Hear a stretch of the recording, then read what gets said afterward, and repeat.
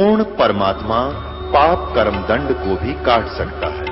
अभी तक जिस भी संत व महापुरुष से मिले उन्होंने यही बताया कि पाप कर्म फल भोगने से ही समाप्त होगा। वो प्रभु कौन है जो पाप कर्म को काट देता है, वो काल के बंधन से छुड़वा देता है। उसका क्या नाम है, पूजा की विधि क्या है? कृपया अवश्य सुनिए जगत गुरु तत्वदर्शी संत रामपाल जी महाराज के अमृत वचन। तो पुण्यात्माओं, वृक्ष को आहार जड़ से मिलता है, मूल से मिलता है, और मूल से आहार तना में जाता है। तना अक्षर पुरुष ये परब्रह्म है। फिर उसके बाद डार में जाता है। डार ये क्षर पुरुष यानी ब्रह्म है, ज्योति निरंजन 21 ब्रह्मांड का स्वामी। और डार से फिर शाखाओं में जाता है और पात रूप संसार। देखिएगा एक चित्र वृक्ष का। ये एक वृक्ष है, पेड़ है। श्रीमद् भगवत गीता अध्याय नंबर 15 श्लोक 1 से 4 तक का विवरण है और 16 और 17 का इस चित्र से क्लियर हो जाता है। परमात्मा ने खुद कहा था, अक्षर पुरुष एक पेड़ है, निरंजन वा की डार और तीनों देवा शाखा है, पात रूप संसार। अब यहां जड़ से आहार चलता है, जड़ से तना में आता है। ये तना कौन है? तना ये अक्षर पुरुष अर्थात परब्रह्म है। और इससे एक मोटी डार निकली। ऐसी बहुत सी डार होती है वृक्ष पेड़ में, पर हम एक लेते हैं। परमात्मा के अंतर्गत असंख्यों ब्रह्मांड आते हैं। तो इससे क्षर पुरुष यानी इसको ब्रह्म बोलते हैं।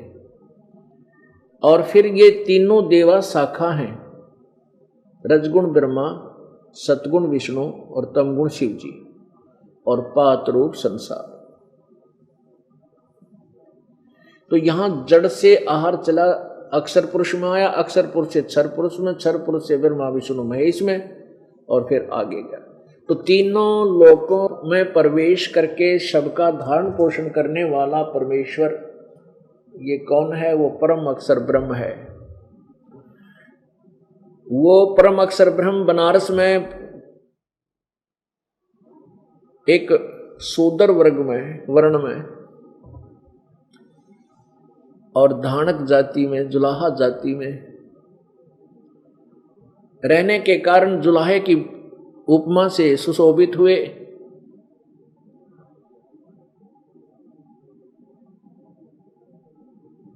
अब पुण्यात्माओं,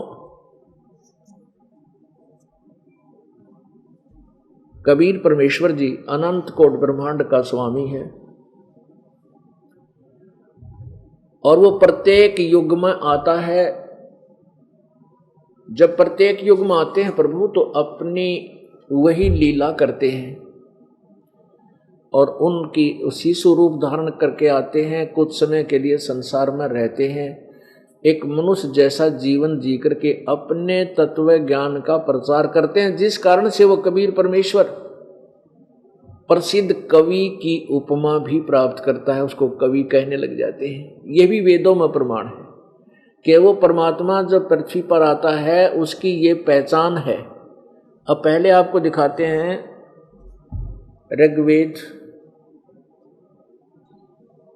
ऋग्वेद मंडल नंबर 9 और 10 से इकट्ठा इन्होंने जिल्द है, अनुवादित है। ऋग्वेद ये कहाँ से प्रकाशित है? प्रकाशक हैं सर्वदेशी कार्य प्रतिनिधि सभा, महर्षि सिद्धांत भवन, रामलीला मैदान, नई दिल्ली। ऋग्वेद आर्य भाषा भाष्य, महर्षि सिद्धांत सरस्वती कृत। मुद्रक Prince offset printers 1510 Pataudi house, Daryaganj, नई दिल्ली। इसमें देखिएगा ऋग्वेद मंडल नंबर 9 सूक्त नंबर 1 मंत्र नंबर 9।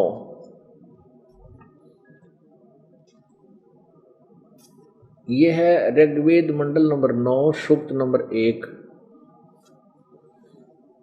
और ये इसकी संस्कृत है। अभी इमम अधन्या उत्सरणती धेनव, धेनव माने गायें, शिशुम, शिशु माने बालक रूप, सोमम इंद्राय पातवे। अब इन्होंने क्या अनुवाद किया है, उस सोम स्वभाव वाले श्रद्धालु पुरुष को शिशुम कुमार अवस्था में ही, यानी बालक अवस्था में ही, सब प्रकार से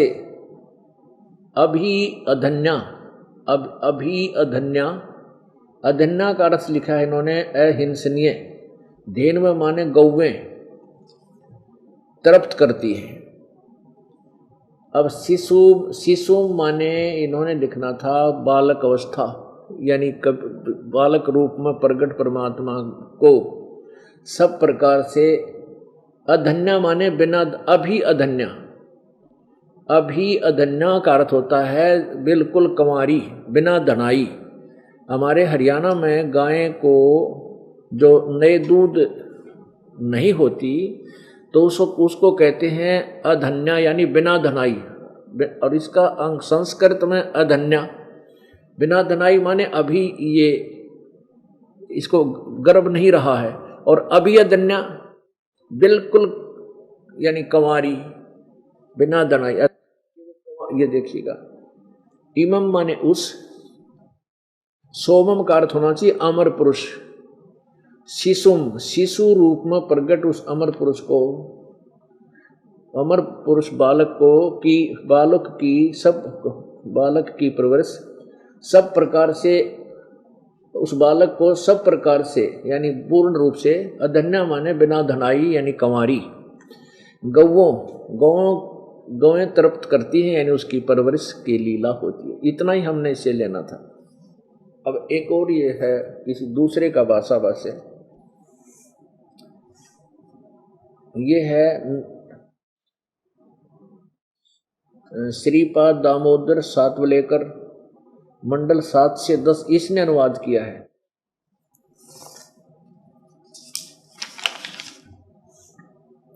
ऋग्वेद भाष्यम महर्षि दान सरस्वती, संपादक दयानंद अर्पण, प्रकाशक है विश्व मानव उत्थान परिषद, इतना केंद्र कैलाश, पूर्वी कैलाश, सामुदायिक केंद्र पूर्वी कैलाश, नई दिल्ली।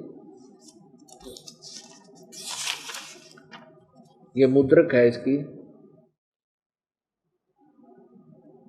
कम्यूट सर्विसेज नई दिल्ली, अब देखिएगा, ये देखिएगा मंडल नंबर 9, अथ नवम मंडल, प्रथम सूक्तम, और इसका 9वां मंत्र यहां आ जाता है। ये मंत्र नंबर 9, इमम शिशुम, इस पुत्र स्वरूप, देखो इस पुत्र स्वरूप सोम के साथ अधन्या धेनव उत, अधन्य गौवें, अधन्य अवध्य लिखा है इसने, अवध्य, इसका अर्थ होता बिना धनाई गौवें इंद्र को पीने के लिए इस सोम रस के साथ अपने दूध को पिलाती है। इवन कहेगा बेरा थाना सट्टे मार रखे, इधर के उधर एंड वेंड लिख रखे, इसका सीधा अर्थ बना फिर देखो, इमम शिशुम, इस पुत्र स्वरूप सोम माने अमर पुरुष को के साथ, अधन्या धेनु है उत, अवध्य लिख दिया, गौवें इंद्र सोमम, यानी इंद्र को पीने के लिए इस सोमरस के साथ अभिसनंती अपने दूध को पिलाती हैं। बता कोई अर्थ बना। अब पुत्र स्वरूप कौन है, अब सिर पैर का कहेगा पता नहीं था, इन्हें अनुवाद करने बैठ गए। फिर भी कहने का भाव ये दास का कि मैं अगर सीधा इसका अनुवाद करूं तो आप जी को भी शायद विश्वास ना हो, क्योंकि अन्य जो नकली हैं जिनकी अज्ञान की खाल उतर रही है, वो नकली शेर पाक रहे थे, उनकी वह गधे की खाल में ना एक कुम्हार ने क्या किया, गधे के ऊपर शेर की खाल डाल दी, वह शेर की खाल पाई की तो उसने जंगल में, और वो क्या करे, गधे ने छोड़ दे खेतों में। अब रात्रि के समय चांद की रोशनी, चंद्रमा की रोशनी, और वो गधा आसपास के खेतों में चरण लग गया। और वहां रखवाले खेतों के थे, वो भाग जा डर कर, शेर आ गया शेर से, और बखत से जाकर वो उस गधे ने पकड़ लिया हुआ। वहां पूरा जो है ना आसपास खोप हो गया कि अभी रात्रि के समय शेर आता है और फसल खा जाता है, और हम तो डर के मारे भाग जाते हैं। ये चर्चा चलते चलते एक पड़ोस के गांव में कुम्हार को पता लग गया। उसने सोचा भाई शेर खेती तो नहीं खाया करे, चलो खेत शेर आ तो जावे, पर शेर खेती तो नहीं खाता। तो उसने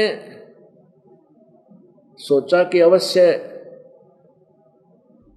उस गांव के कुम्हार ने, पहले छोटे गांव में आते 20-30 घर होते थे, उसमें एक आधा ही कुम्हार होता था। वो गांव में आया, एक व्यक्ति से बोला, भाई तुम्हारे शेर को मैं पहचान दूंगा, उस शेर को मैं देख लेता हूं, उसको वश कर लूंगा। गांव वाले बोले, भाई तेरा भला होगा, तू कैसे वश करेगा? कि मैं कर लूंगा, तो मेरे साथ चलो। अगना भाई हम नहीं चले। वो कहने लगे, तुम ऊपर चढ़ जियो, वृक्षों पर बैठ जाना। 5-10 वो रखवाले वृक्षों पर चढ़ गए, और वो 3-4 गधे ले गया अपने, 2-3 गधे, और वो गधे वहां पर छोड़ दिए, वहीं वृक्षों के नीचे खुले। और वो जो जिसके ऊपर गधे के ऊपर खाल डाल रखी थी शेर की, वो खेतों में चला गया। रखवाले बोले, देख वो रहा शेर, वो रहा, वो देख वो रहा। कुम्हार जो वो गया था परीक्षार्थ, वो कहने लगा, डट जाओ थोड़ी देर, बोलो ना तुम। थोड़ी देर में क्या हुआ कि वो गधे जो कुम्हार के थे वो आपस में लगे अपनी आवाज लगाने, हु। वो हुची लागे ना, उस तरह अपने आवाज अपनी बोली बोलने लगे। उधर से वो जो नकली शेर था वो भी भाईचारे की बोली ने पहचान कर उनकी तरफ भाग लिया, और उसी तरह बोलता हुआ वहां पहुंच गया। और वह खाल कितना गई, शेर की खाल उतर गई, अब पे पड़ गई वह जब उसकी बोली, और उधर से वो आ गया। कुमार बोला, देख वो गधा था भाई, उसकी बोली से पहचान हुई, शेर नहीं ये गधा है। तब उसकी खाल पकड़ कर तारी, वो गधा पहचाना किसका है, कुमार का, और गधा किसका होता। वो कुमार गड़िया फिर गाँव वाला ने अकने कम में तने चलो खेती तक खुआई सो खुआई, मारा और दिल डगा दिया था शेर शेर करके। तो अब ये जितने नकली शेर बन रहे थे, इनकी खाल उतार कर दिखा दी दास ने। अब इनके कलजे पाट रहे हैं, इनको मुश्किल माच रही है, अब क्या करें भाई, कहाँ मरें। फिर क्या करते हैं, रामपाल गुंडा है, बदमाश है, कि जनता का जो ध्यान है सच्चाई से हटाकर बकवाद में लगा जा। लेकिन उनको वो भूल गए, वो समय जा लिया। ये सब पढ़े लिखे शिक्षित है। ये तो 200 वर्ष पहले तो चल रही थी तुम्हारी, इसलिए परमात्मा ने तुम्हें छेड़ा नहीं।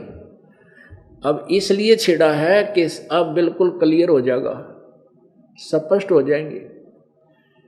11 अक्टूबर को, इसी 11 अक्टूबर 2009 को पवित्र हिंदू धर्म के माननीय चारों शीर्ष शंकराचार्यों से प्रार्थना की गई है कि वो आध्यात्मिक ज्ञान चर्चा करें। हमारा उद्देश्य ये है कि एक बार भ्रमित समाज को एक दिशा दे दी जावे, और ये भटक भरम रहे श्रद्धालु परमात्मा के सीधे मार्ग को पकड़ के अपना जीवन सफल कर सके। तो उसमें ये और क्लियर हो जाएगा अब कौन कितने पानी में। तो कहने का भाव ये है कि इनको ज्ञान तो था नहीं। ये आर्य समाज के जो वेदों के ठेकेदार बन रहे थे, ये ऋषि मैं ऋषि आचार्य, इन्होंने अनुवाद करने की चेष्टा की।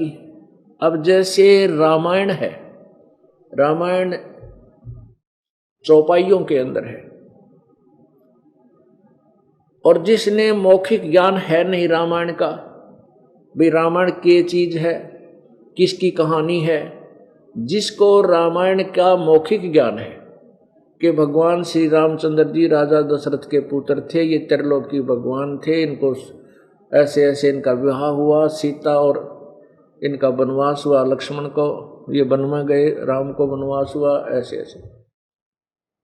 फिर रावण ने सीता उठाई, युद्ध हुआ, फिर वापस आए। ये कहानी जिसको याद है और फिर उन चौपाइयों को वो पढ़ेगा तो वो अनुवाद कर सकता है। हो सकता है एक आधा अर्थ गलत हो सके, लेकिन भाव गलत नहीं हो सकता।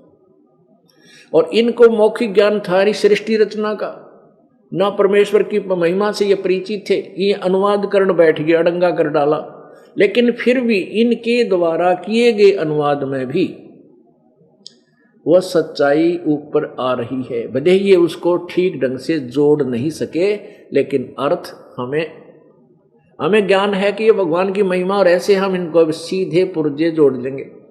अब किसी ने अगला पहिया गाड़ी का पिछला पो रखा है, पिछला आगे धर रखा है, शरीर किधर ऊपर रख रखा है, तो अब हम जो इसको ज्ञान है वो ठीक ठिकाने लगा के उनको वह गाड़ी तैयार कर देगा। पुर्जे जो के तो जेन्युइन है, वेद हमारे एज इट इज हैं, ये जेन्युइन है। और हम अब इंजीनियर बन गए इस भक्ति मार्ग के, राम नाम की गाड़ी के। अब इस राम नाम की गाड़ी के इस ठीक ठिकाने पुर्जे लगा करके और ये ची कर दे चलेंगे, इसमें बैठ करके ठाठ से इसका लाभ उठाएंगे। जो इसका वास्तविक यूज है वो हमें होगा, हम अब इसका लाभ उठाएंगे यथार्थ भक्ति करके। तो एक ये प्रमाणित हो गया कि जब परमेश्वर आते हैं कबीर देव, वो प्रत्येक युग में एक ऐसी लीला करते हैं और उनका वो नाम पूरे युग में वही लीला उनकी प्रसिद्ध रहती है, उनका नाम वो विशेष प्रसिद्ध रहता है। वैसे तो वो अन्य समय में भी आते रहते हैं और कुछ समय के लिए रहकर घंटा 2 घंटा, दिन 2 दिन, फिर चले जाते हैं, सहस्री जाते हैं, सहस्री जाते हैं। परमात्मा के इस आगमन को जो 120 वर्ष तक यहाँ रहकर गए थे, इनको अतिथि रूप में आना माना जाता है। अतिथि रूप परमात्मा साकार है, मनुष्य सदृश है। अभी तक हमें परमात्मा को निराकार बताया गया था, हम परमात्मा को निराकार ही सुना करते थे और फिर ये भी सुनते थे कि परमात्मा पूरे ब्रह्मांडों का रचयिता है, सब उसी ने सब संसार रचा है। तो पुण्यात्मा निराकार कैसे रचेगा? निराकार इंजीनियर, निराकार यानी जो साकार नहीं है, तो कोई एक पेचकस बना के दिखा दो हमें। और तो जहाज बनाना बहुत बड़ी बात है, एक पेचकस बनवा दो उस निराकार इंजीनियर पे।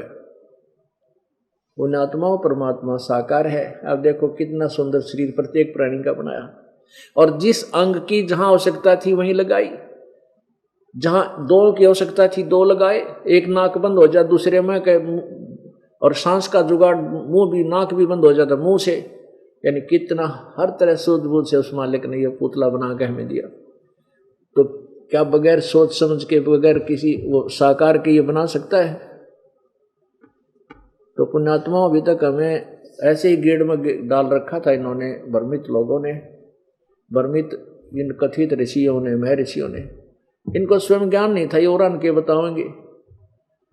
तो इस प्रकार ये परमात्मा की महिमा से अपरिचित होने के कारण पूरा मानव समाज भ्रमित है। अब इस पुण्यात्माओं को, इस भ्रमित समाज को शास्त्र अनुकूल दिशा देने का हमारा प्रयत्न है और परमात्मा इसे सफल करेगा। हम उनसे बार बार प्रार्थना करते हैं। परमात्मा बहुत युग बीत गए, काल का दाव लगा हुआ है, और परमेश्वर ने स्वयं भी 600 वर्ष पहले जब वो आए थे जुलाहे रूप में, यहाँ एक तत्वदर्शी संत की भूमिका कर रहे थे, तब स्वयं भी बताया था कि कलयुग में एक समय जब ये पिछली पीढ़ी आएगी, उस समय समाज शिक्षित होगा और उस समय इस तत्व ज्ञान को सार्वजनिक किया जाएगा पूरा विश्व परमेश्वर कबीर जी के ज्ञान का लोहा मानेगा, पूरा विश्व स्वीकार करेगा, पूरे विश्व में शांति होगी। और ये हाहाकार मच रही है, आपसी प्यार रहा नहीं, माया माया दिखाई देती है, धन धन दिखाई देता, ना भाई ना बहन दिखता, ना रिश्तेदारी दिखाई देती है, ना माता पिता की तरफ कोई श्रद्धा और आस्था या कोई भाव नहीं रहा। वो इसी तरीके से समाप्त होगा। ज्ञान होगा, ज्ञान के बाद फिर परमात्मा वो सुख देगा जो हम चोरी करके प्राप्त नहीं कर सकते। वो धन देगा, इतना आपको बरकत देगा, ना चोरी से कर सकते, ना हम मिलावट से कर सकते, ना रिश्वत से कर सकते, बल्कि वो पाप बढ़ते हैं और वो धन व्यर्थ जाता है किसी ना किसी बीमारी में या किसी और कारण से, चोरी में, अग्नि में खराब हो जाएगा और पाप शेष रह जाते हैं। और परमात्मा देगा वो एक नंबर का धन होगा, आपके आने वाली आपदाओं को परमात्मा बचाएगा और ऐसे सुख देगा जैसे नीरू नीमा को असरफी दे दी सोने की, जिसने सारे ब्रह्मांड रच दिए। तो क्या आपका निर्वाह उसके लिए दूभर है? मां के पेट में किसने पाला था? मां के पेट में किसने पाला था? ना कोई इंजेक्शन लानिया डॉक्टर था। पेट में मां के गर्भ में जो भी बच्चा था, लड़का या लड़की, तो वहां किसने पालन किया? किसने इसको संभाला? किसने इसकी स्वास्थ्य का ध्यान रखा? परमात्मा ने। और बाहर आने के बाद भी वही हमारी परवरिश, जो हमारे संस्कारवश है, सबको प्राप्त करवा रहा है। माध्यम भी वही बनाता है, मीडिया भी वही बनाता है, जिससे भी जो करवाना है वही करवाता है। उस परमात्मा के हुक्म बिना पत्ता भी नहीं हिल सकता। भक्ति मुक्ति के दाता सतगुरु, ये भटकत प्राण फिरंदा, उस साहिब के हुक्म बिना नहीं तरवर पात हिलंदा। उस परमात्मा के हुक्म बिना पत्ता का, तरवर का पत्ता भी नहीं हिल सकता। तो सब, अब जैसे इसी का समर्थन हमारी पवित्र गीता जी अध्याय नंबर 15 श्लोक 17 कर रहा है कि उत्तम पुरुषत्व ने, वो वास्तव में सही भगवान, श्रेष्ठ प्रभु तो कोई और है। कौन और है? जो ऊपर वर्णित 16 श्लोक में वर्णित क्षर पुरुष और अक्षर पुरुष से और कोई भिन्न है, वो परम अक्षर ब्रह्म है, परम अक्षर पुरुष है। वो परम अक्षर पुरुष ये कबीर देव है, जो कबीर परमात्मा बनारस में आई थी और तीनों लोकों में प्रवेश करके सबका धारण पोषण वही करता है।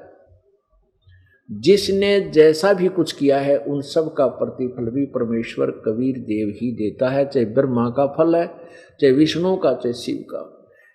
अपनात्मा जैसे भगवान विष्णु जी सतोगुण के अवतार श्री रामचंद्र जी ने बाली को मारा था, सुग्रीव के भाई को धोखे से, वो दंड भी विष्णु को भोगना पड़ा। यदि इनके पिता के हाथ में, ब्रह्म के हाथ में निर्णय होता तो ये अपने पुत्र को दंड कैसे देता।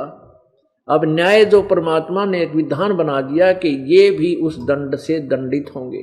तो भगवान श्री विष्णु यानी श्री राम जी का फिर श्री कृष्ण रूप में अवतार हुआ, अवतरण हुआ, जन्म हुआ और वही टिट फॉर टेट फिर बदला उसको देना पड़ा।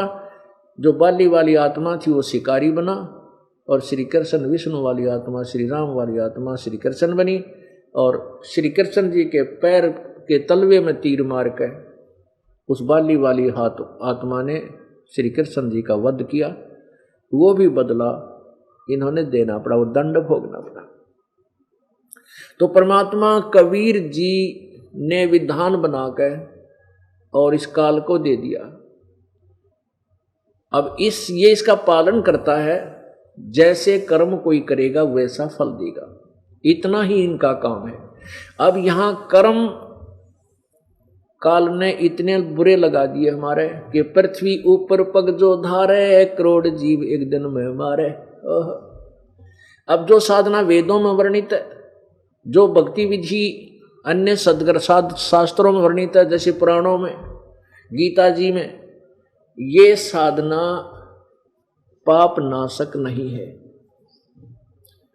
पाप नाशक नहीं है। हाँ, जैसे कर्म करोगे वैसा फल इनसे मिलेगा। पाप नाशक साधना कबीर परमेश्वर के सूक्ष्म वेद में है, वो 5वां वेद है। वो उस वेद का ज्ञान परमात्मा ने स्वयं ही आकर दिया है। वो कबीर वाणी जैसे आपने गीता जी अध्याय नंबर 4 के श्लोक नंबर 32 में देखा पढ़ा कि जो अध्याय नंबर 4 के 25 से लेकर 30 तक जो साधनाओं का वर्णन है, इस तरह के बहुत प्रकार के जो साधना यज्ञ भक्ति विधि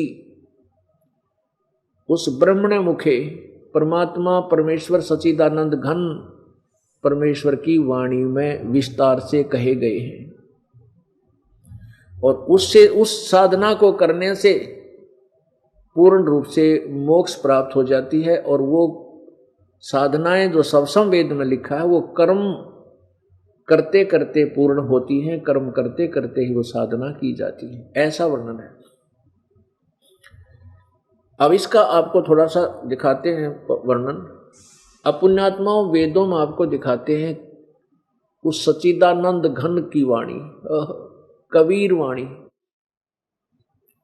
उस परमात्मा का क्या नाम है? वो परमात्मा कौन है जो कवि की उपाधि प्राप्त करता? वेद बताते।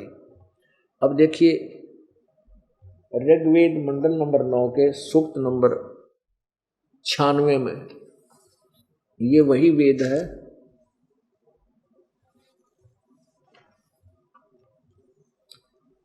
वेद है सार्वजनिक देशी कार्य प्रतिनिधि सभा महर्षि दान भवन रामलला मैदान नई दिल्ली। ऋग्वेद आर्य भाषा भाष्य महर्षि दयानंद सरस्वती कृत, मुद्रक Prince offset printers 1510 Pataudi house Daryaganj. अब देखना मंडल नंबर 9 सूक्त नंबर 96 और मंत्र नंबर 16 में अब इन्हीं के अनुवाद को पढ़ेंगे। हे परमात्मन, गुह्यम माने सर्वोपरि रहस्य, ये ब्रैकेट में संस्कृत है, यहाँ अनुवाद हिंदी है। चारू माने श्रेष्ठ, नाम जो तुम्हारी संज्ञा है आप उसका ज्ञान कराएं।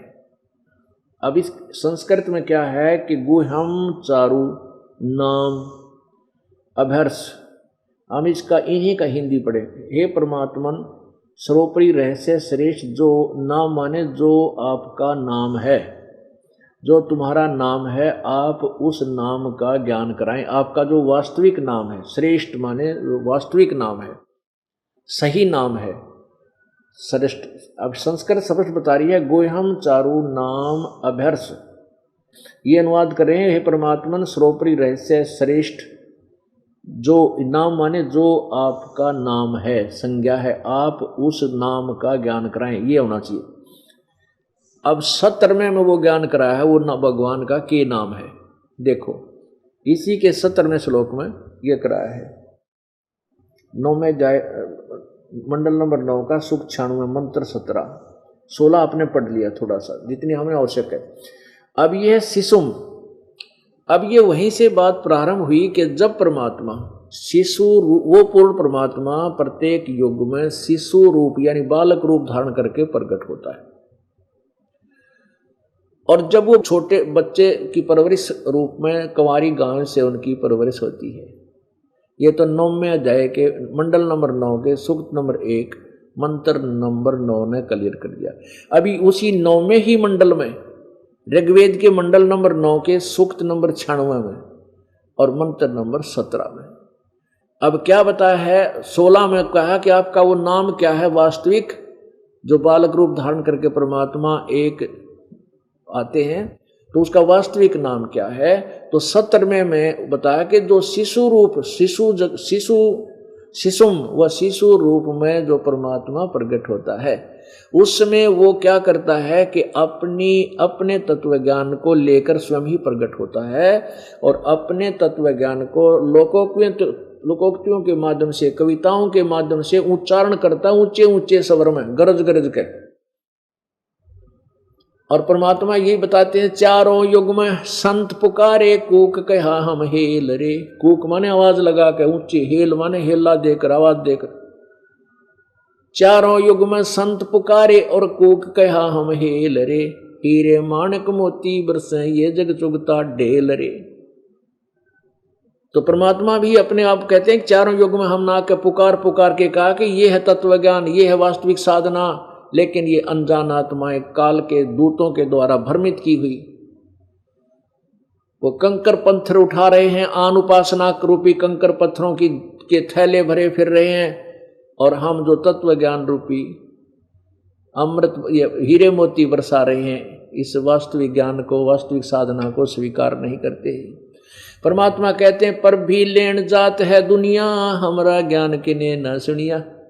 पर भी लेन जाते हैं, देखा ट्रेन जाती थी, वहां जाती हैं, जो पर भी लाग जाएगी तो ग्रहण हो, वहां पाप कटेंगे।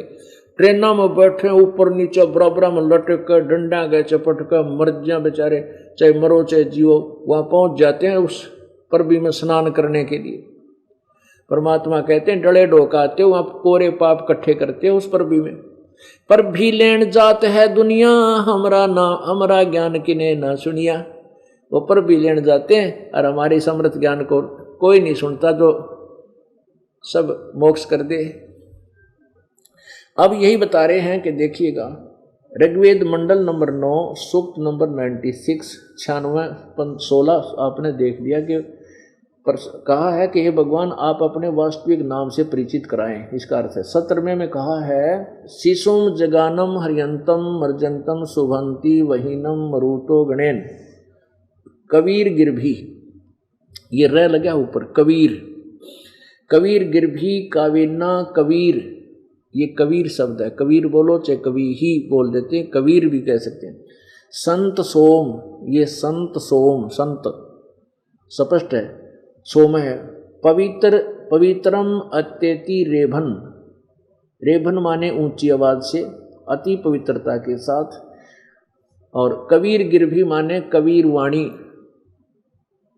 कबीर गिरभी। आ देखना, शिशु इन्होंने अपने हिसाब से क्या है, संयति सूक्ष्म करोति प्रलय काले जगती शिशु परमात्मा, उस परमात्मा को अब कहते हैं शिशुम, शिशु रूप परमात्मा को यहाँ लिखना चाहिए था, वो बालक रूप धारण करके जो परमात्मा आता है, उस परमात्मा को जो सदा प्रगट है। जगानम माने, इसका अर्थ है शिशुम जगानम, जो शिशु रूप में प्रगट होता है, शिशु रूप में प्रगट होता है, जो अत्यंत कमनीय है, उसको उपासक लोग बुद्धि विषय करते हैं और उसकी स्तुति द्वारा उसके गुणों का वर्णन करते हैं। और विद्वान लोग उस गतिशील परमात्मा का गुणों के द्वारा गणों द्वारा वर्णन करते हैं। अच्छा, यहाँ लिखना, इन्होंने ये क्या किया, कबीर गिरभी, ये कबीर गिरभी है, ये रे ऊपर लगा हुआ है इस गी की मात्रा पे। इन्होंने इसके दो हिस्से कर दिए, कबीर को ये रे के स्थान पर हलंत लगा दिए, हलंत के स्थान पर दो बिंदी लगा दी, और गिरभी इसका अर्थ कर दिया कवि लोग। गिरभी माने वाणी द्वारा, गिरभी माने वाणी द्वारा, कबीर माने कबीर।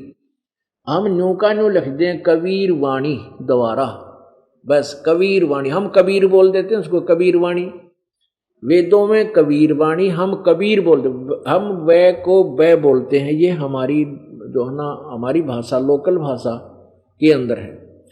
तो बात वही है, उसको जैसे हम किसी कर्मवीर को कर्मवीर बोलते हैं, धर्मवीर को हम धर्मवीर बोलते हैं, बै बोलते हैं, वेदों को हम वेद बोलते हैं। ऐसे ही इस कबीर वाणी को, कबीर गिरभी को हम कबीर वाणी बोलने, कबीर साहब, कबीर देव को हम कबीर साहब कहने लागे। बस हम लिखने लागे, बड़ी की मात्रा ला कर रे पूरा ला देते हैं, कबीर वाणी है। यही नाम परमात्मा का, कबीर जो वेद बताते हैं। कबीर, ये कबीर वाणी द्वारा, यहाँ लिख दें कबीर वाणी द्वारा, और कविताओं से, यानी गा गा कर कविताओं की तरह, कविताओं के तौर से स्तुति करते हैं। सोमम, सोम स्वरूप पवित्र व परमात्मा कारण अवस्था में सूक्ष्म प्रकृति को रेभन सन गर्जता हुआ अतिक्रमण करता है। रेभन माने गर्जता हुआ। आगे देखिएगा 18 में, ऋषि मना ये ऋषि कृत सवर्षा सहस्रनिथ पदवी कविनाम तृतीयम धामम महिष शिष्य संत सोमो विराजमानु राजती स्तुप। अब वो परमात्मा कहाँ रहता है वो भी देखिएगा। सोम स्वरूप परमात्मा पालन की इच्छा करता हुआ जो महान परमात्मा तृतीयम धाम देवयान और पितरान इन दोनों से पृथक तीसरा जो मुक्ति धाम है, तृतीयम धाम माने जो तीसरा मुक्ति धाम है, उसमें विराजमान है। ये ज्ञान योगी इन्होंने गलत लगा दिया। विराजम माने विराजमान है। अच्छा, ऋषि मना सर्व ज्ञान के साधन रूप मन वाला वह परमात्मा जो ऋषिकृत सब साधनों का प्रदाता।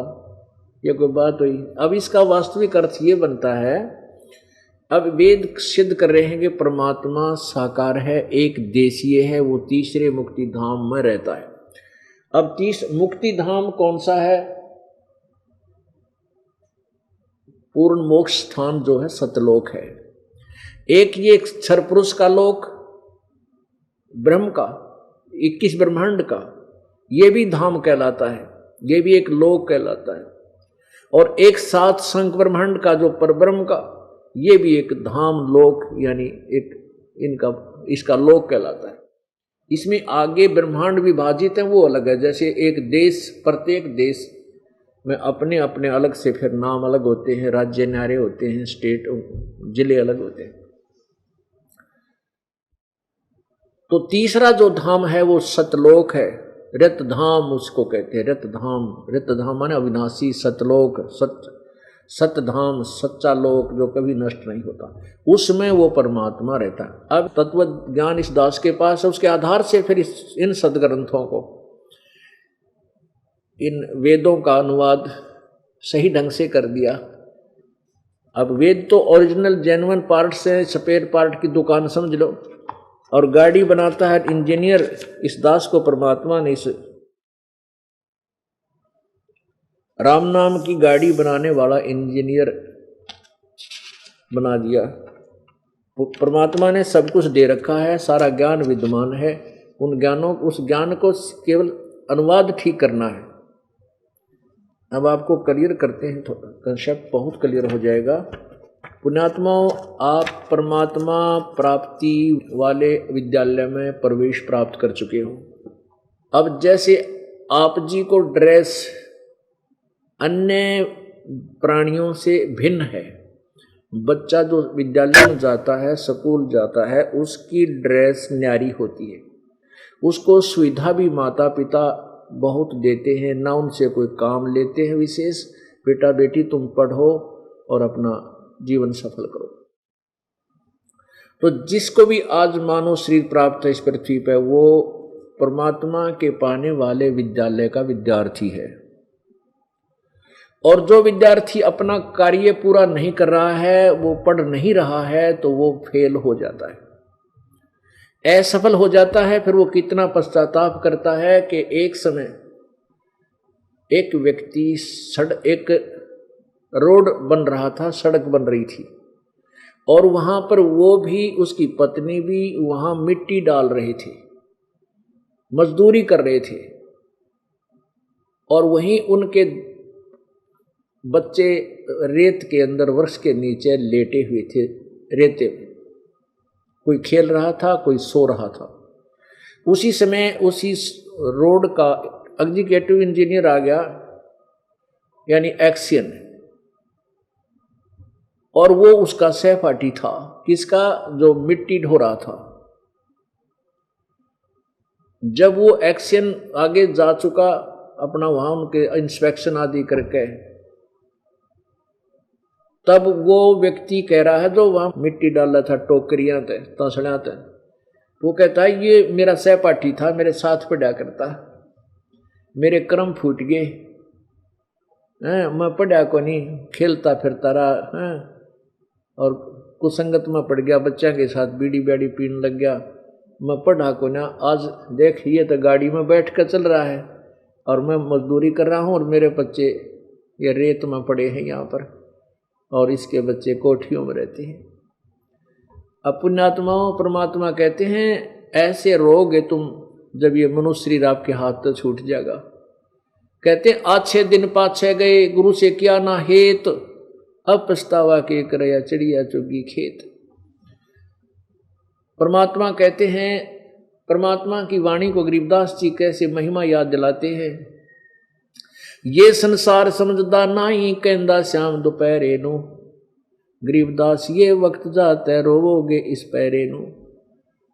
कहते हैं ये समय जा रहा आपका हाथ से छूट गया, फिर रोया करोगे इस समय को याद करके, फिर कुछ हाथ नहीं लगेगा। तो पुण्यात्माओं आप विद्यार्थी हैं और आप देखते हो आप अपने बच्चों को कितना समय देते हो।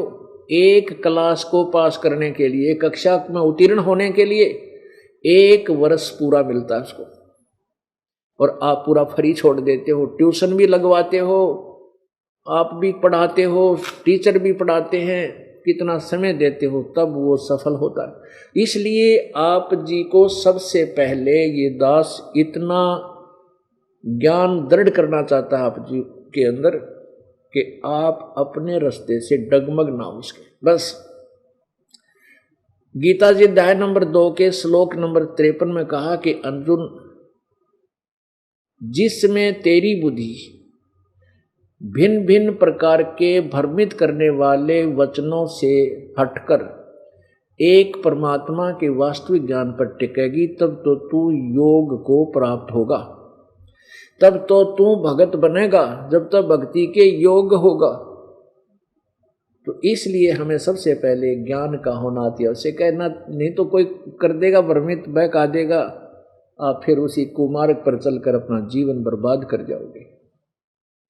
तो अब हाँ दास आपको थोड़ा समय इसलिए दे रहा है क्योंकि परमात्मा की महिमा बदले रे भगवान तेरा काम आओगा, बदले रे भगवान तेरा काम आओगा। ये तो पता नहीं कितनी वाणी भगवान की हम सुना सकते हैं, गाकर भी सुना सकते हैं, दोहों को भी सुना सकते हैं। वो तो विषय है केवल प्रेरणा देने का। आप पूर्ण प्रेरित हो, आप परमात्मा की खोज में हो, इसलिए आपको ये गूढ़ रहस्य सदग्रंथों के रूबरू करना अति आवश्यक है। जैसे पहली क्लास के बच्चे को जोर जोर से आवाज देकर याद कराते हैं, गिनती कराते हैं, पहाड़े याद कराते हैं, A for Apple, B for book, और फिर उस बच्चे को आगे क्लासेस में जाने के बाद वो ऐसे नहीं बोलता, फिर तो मन मन में उनका रट्टा लगाता है, गूढ़ रहस्यों पर विचार करता है, बहुत अच्छी, फिर अपने गूढ़ रहस्यों में अच्छे ज्ञान को ग्रहण करता है। तो अब आप जो भगवान की तरफ आ चुके हो, आप प्रथम द्वितीय तृतीय क्लास से ऊपर हो, तो जो पहले से लगे हुए हैं, जिनको दूसरा नाम प्राप्त हो गया, वो बच्चे बालक नहीं रहे, उनको अब ये गूढ़ रहस्य बताना अति आवश्यक है। जो प्रथम बार आए हैं, द्वितीय बार जो प्रथम मंत्र लिया है, या वैसे आए हैं सत्संग सुनने के लिए, उनको भी अलग से एक थोड़ा सा समय दिया जाता है प्रत्येक सत्संग में, वो भी आपको दिया जाएगा। तो अब हम आपको ये बताना चाहते हैं, पहले हम भगवान पहचाने परमात्मा कौन है, और फिर उस भगवान की भक्ति करें जो पूर्ण मोक्षदायक है। गीता जी अध्याय नंबर 18 के श्लोक नंबर 62 में कहा कि अर्जुन तू सर्वभाव से उस परमेश्वर की शरण में जा, जिसकी कृपा से परम शांति और शाश्वत स्थान को प्राप्त होगा। अपने विषय में चौथे अध्याय के 5वें श्लोक में और 9वें श्लोक में कहा कि अर्जुन तेरे और मेरे बहुत जन्म हो चुके हैं, तू नहीं जानता, मैं जानता हूं, मेरे जन्म अलौकिक है। इससे सिद्ध है कि गीता ज्ञान दाता भी नाशवान है, अविनाशी नहीं है। और वो कहता है मेरा मंत्र तो ओम नाम ओम है 8वें अध्याय के 13वें श्लोक में, और दूसरा कोई मंत्र नहीं है, एक ओम अक्षर है। इसका अंतिम सांस तक भक्ति कर मुझे प्राप्त होगा। यदि तूने पूर्ण मोक्ष चाहिए, 15वें अध्याय के 4थे श्लोक में कहा कि तत्वदर्शी संत के मिलने के पश्चात तत्व ज्ञान रूपी शस्त्र से इस उलझे हुए अड़ंगे ने काट कर उलझे हुए ज्ञान को समझकर उसके पश्चात उस परम पद परमेश्वर की खोज करनी चाहिए, जहां जाने के बाद साधक फिर लौटकर संसार में नहीं आते, और जिस परमेश्वर ने संसार रूपी वृक्ष की रचना की है और वही पूजा के योग्य है, नथिंग एल्स। तो पुण्यात्माओं, हम उस परमेश्वर को पहचाने, वो कौन है, वो परमात्मा कौन है, कैसा है। तो वेद हमारे को क्लियर स्पष्ट कर रहे हैं कि वो परमात्मा ऐसे आता है, ये लीला करता है, और ये लीला आज तक किसी श्री कृष्ण ने करी हो, श्री राम ने करी हो, या 9 अवतार आ लिए उन न करी होगा, बता दिखाओ, हम उनको भगवान मान लेंगे। अब वो परमात्मा की लीला आज नहीं बता रहा दास, कोई ने सोचा वेद पढ़ के आज लिख दी होंगी इसने कबीर सागर में, ये तो 600 वर्ष पहले लिखा हुआ भगवान की महिमा, और वो आज वेद समर्थन कर रहे हैं, हमारे पवित्र वेद। तो इसलिए नो पहचान हो जाएगी उस लाल की। आपको ये दास लाल और लालड़ी की पहचान करवाना चाहेगा। कैसे? एक समय एक सेठ था, उसके 2 बच्चे थे, उसकी मृत्यु होगी। बच्चे बालक थे, कोई 12, 13, 14 वर्ष के। मां चिंतित हुई। उसके बड़े भाई यानी जो मर गया था, उसके बड़े भाई ने सोचा कि बच्चे बालक हैं, क्यों ना इन बच्चों को मैं अपने साथ बिजनेस व्यापार में रख लूं, कुछ दिनों के बाद ये अपने पैरों पर खड़े हो जाएंगे, अपना बिजनेस फिर अलग से कर लेंगे। वो सोच रहा था, इतने में उसकी मां ने कहा कि बेटा तुम अपने अंकल से जाकर कहो, ताऊ जी से, बड़े को, अंकल को, बड़े पिता के बड़े भाई को हमारे यहाँ हरियाणा में ताऊ बोलते हैं, ताऊ जी।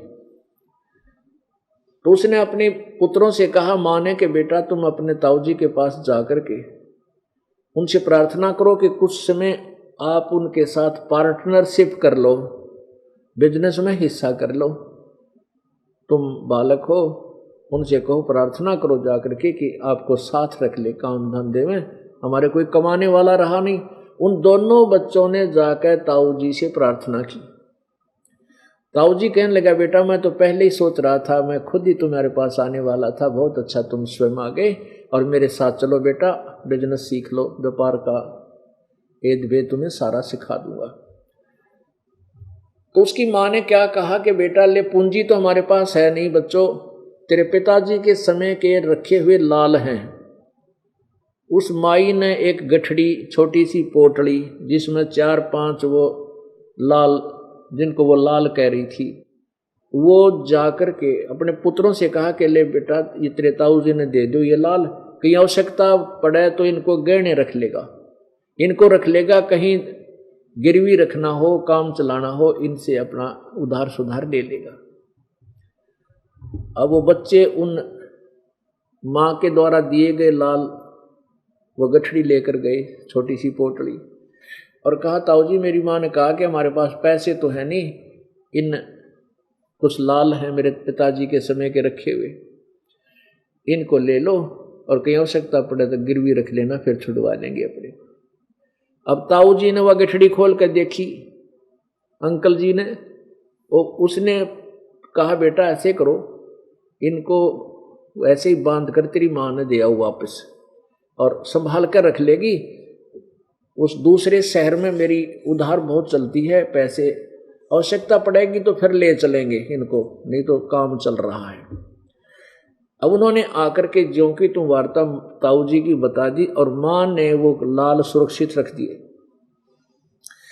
वो ताऊ जी जो है उन बच्चों को लेकर गया दूसरे शहर में, वहाँ उनके हाथों से लालों का जो है व्यापार इधर उधर से लेन देन करवाया। अब एक दिन किसी व्यक्ति से 50,000 रुपये का सामान खरीदा। जहां वो धर्मशाला में रुके हुए थे ताऊ और वो दोनों बच्चे, अंकल और वो बच्चे, वहां आकर के उस ताऊ जी ने कहा कि बेटा लो ये लाल है, इस लाल को ले जाओ और उसको देकर आओ जिससे 50,000 का सामान लाए हैं, उसको कह के आया था मैं कि तेरे पास हम लाल गिरवी रख देंगे। उस लड़के वो दोनों बच्चे भाई वाले उस ले करके उन लालों को उस सेठ के पास गए। सेठ जी से कहा कि सेठ जी मेरे ताऊ जी ने ये लाल गिरवी रखने के लिए कहा, तेरे से 50,000 का सामान लेकर गए हैं, इस लाल ने गिरवी रख लो, वापस आवांगे फिर हम अपने पैसे देकर ये लाल छुड़वा लेंगे। अब उस सेठ ने एक व्यक्ति बुलाया, जौहरी, जो लाल परख करता है, उसको बताया भी देखना ये लाल ठीक है। जौहरी ने देखकर बताया कि लाल नहीं सेठ जी, ये तो लालड़ी है, लालड़ी है, और ये तो 100 रुपये की भी कोनी, लाल तो 9 लाख रुपए का होता है, ये लालड़ी नहीं है, ये लाल नहीं है, लालड़ी है। अब उस सेठ जी ने गुस्से में आकर के वो लालड़ी जो थी लाल के स्थान पर जो ले गई थी वो बाहर मारी गली में फेंक के, और कहने लगे उस बच्चों को कि तुम्हारा ताऊ अब मुझे धोखा देना चाहता है, वो आदमी ऐसा तो नहीं लगता था, बहुत नेक आदमी था, मैं क्या मना करूं था, पैसे फिर दे देते हैं, मेरे साथ धोखा करने आए हो तुम, ये लाल नहीं लालड़ी है, देख तुम्हारे सामने ये बता रहा है जौहरी। अब वो दोनों बच्चे बड़े चिंतित हुए, उठाकर उस गली में पड़े हुए उस लाल को अपने ताऊ जी के पास आए। ताऊ जी से कहा, ताऊ जी वो सेठ बड़ा नालायक आदमी है और उसने हमारे साथ बदतमीजी की, आपको भला बुरा कहा हैं, और कहने लगा ये एक आदमी बुलाया उसने कोई, उसने कह दिया ये लाल नहीं लालड़ी है। और ताऊ जी ने बोला तेरे ताऊ जी ना, सेठ कहने लगा तेरे ताऊ जी धोखा करने लग गए, अब ऐसे व्यक्ति तो नहीं लगते थे, क्या बात होगी उन्होंने, मैं क्या मना करूं था, मैंने क्या उसको कभी उधार देने से मना किया है, वो क्यों मेरे साथ ऐसा किया, उसने ये नकली लाल बेच दिया। अब वो ताऊ जी को तो पता था कि मैंने जानबूझकर लालड़ी दी है ताकि ये बच्चे इनका झटका लगे, कोई धमका, वही ध्यान से देखेंगे उसको। तो सेठ ने कहा बेटा हो, अरे बेटा ये लालड़ी सचमुच लालड़ी है, लाल नहीं है ये, वो दूसरी तरफ रखा था लाल, कहा देख बेटा यू है लाल, अब लेकर जाओ, देखो इसमें कितना अंतर है। अरे बेटा मेरे धोखा लग गया, गलती से दे दियागा, लाल के स्थान पर मैंने लालड़ी दे दी बेटा।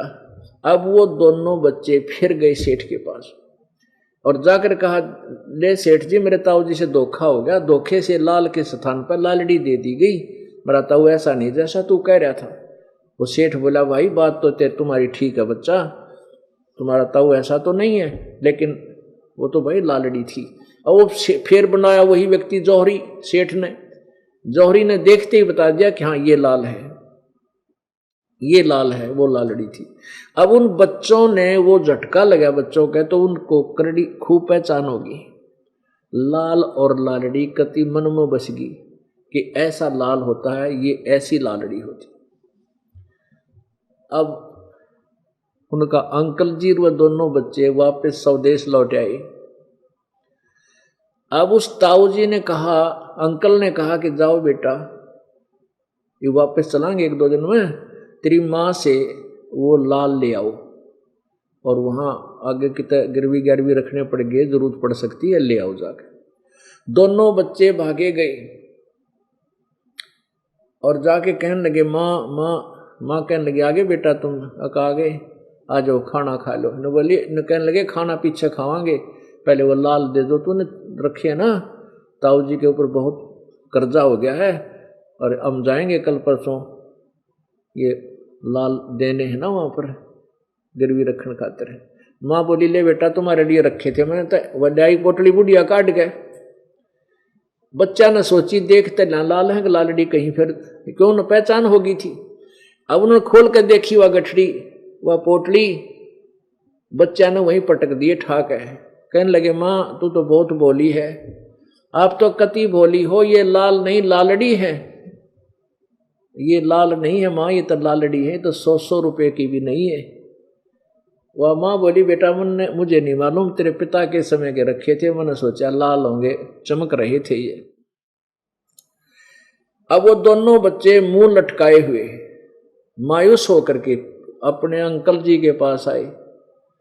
कहने लगे ताऊ जी मेरी माँ है ना वो भोली है, उसको कुछ नहीं पता बेचारी को, हैं, वो लाल नहीं थे ताऊ जी, वो तो लालड़ी है, सारी लालड़ी है।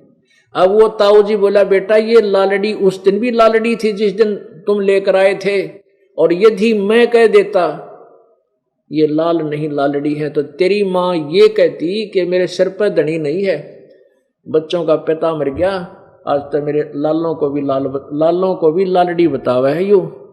तेरी माँ का कभी विश्वास नहीं होता बेटा, और मैंने तुमको इतना जो है ना पारखू बना दिया कि तुमने स्वयं निर्णय कर लिया लाल और लालड़ी का। तो पुण्यात्माओं, अभी तक हम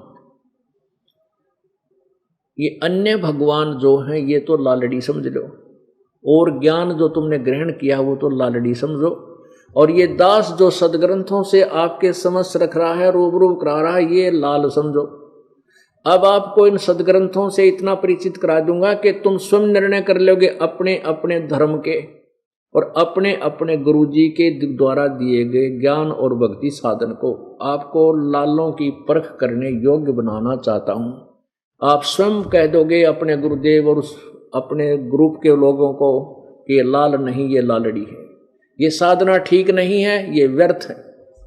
इसलिए आपका ये समय अधिक से अधिक दास लेता है, नहीं तो 1 घंटे का सत्संग एक दिन में बहुत हो जाए, महीने में 1 बतेरा।